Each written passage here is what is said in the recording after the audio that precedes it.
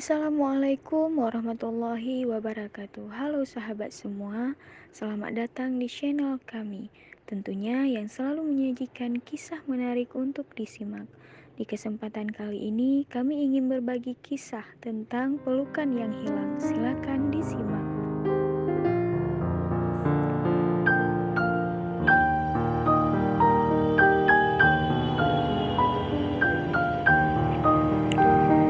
Sungguh, hidup itu skenario Tuhan tak pernah bisa ditebak. Bagai sebuah alur kehidupan yang mengandung beraneka ragam rasa, bahkan penuh dengan misteri. Seperti keluarga kecil yang menjadi inspirasi untuk di masa dewasaku nanti, di mana sebuah fase yang akan kujalani seumur hidupku nanti. Ya, mereka adalah tetanggaku yang bernama Bapak Muhammad dan Ibu Nurbaiti.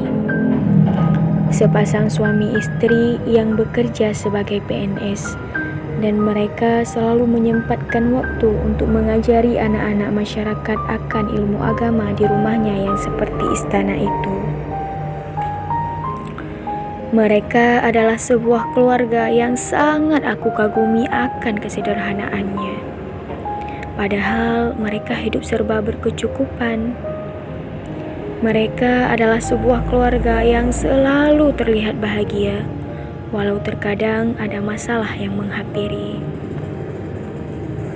Orang-orang selalu mengatakan, beruntungnya mereka, lengkapnya hidup mereka, bahagianya mereka.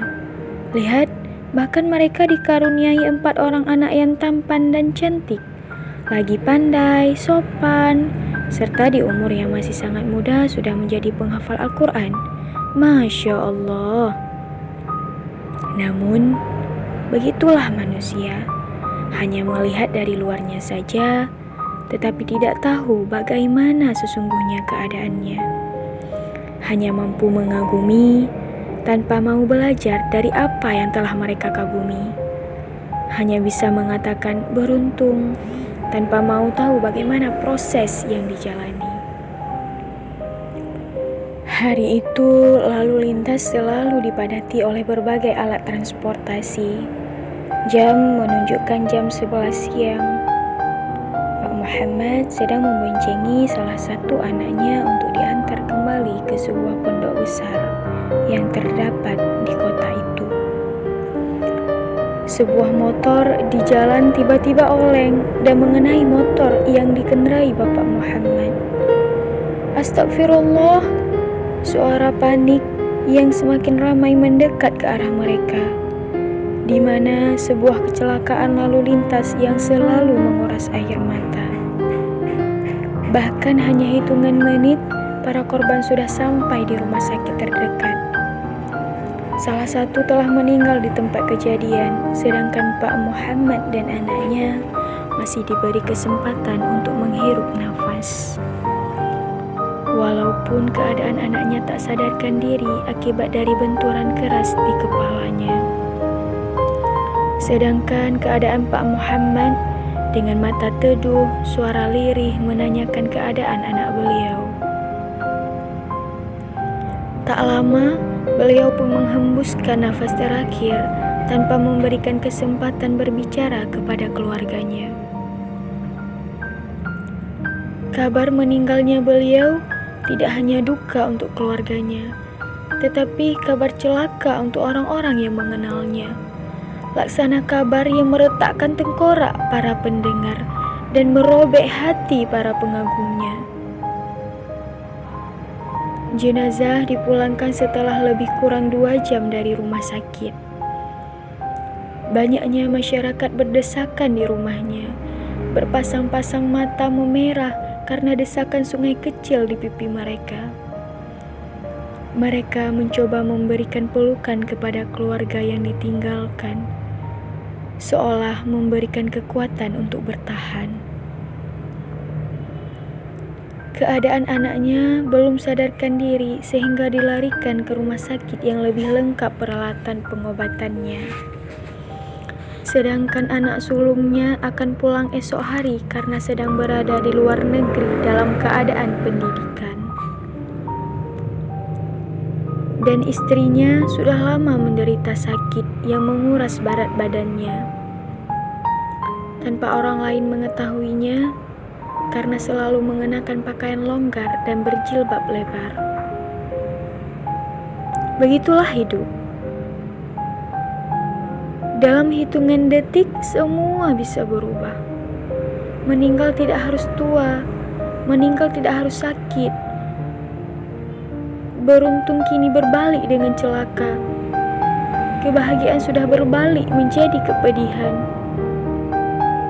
Tuhanlah sebaik-baik penulis skenario. Sebuah peti mati yang membawa jasad Pak Muhammad kemudian diletakkan di depan semua jamaah dan imam untuk disolatkan, sebelum kemudian diantarkan ke tempat peristirahatannya yang terakhir. Beliau pergi tanpa kehadiran dua anak beliau. Anak pertamanya yang sedang di luar negeri dan anak keduanya yang sedang berjuang untuk melawan masa kritisnya, hidup atau mati. Suasana murung menyekap mereka di siang itu yang sudah berada di pemakaman.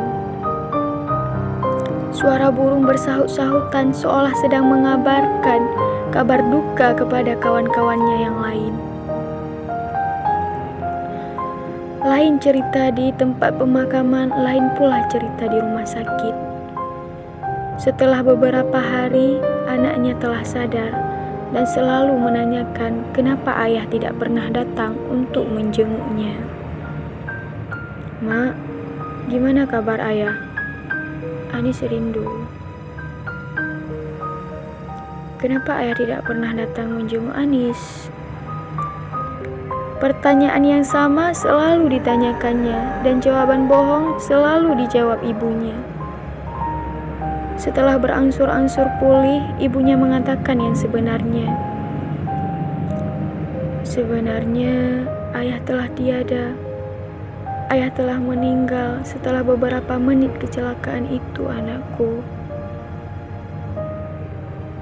Dengan menahan air mata yang akan berhamburan keluar dari pipinya itu,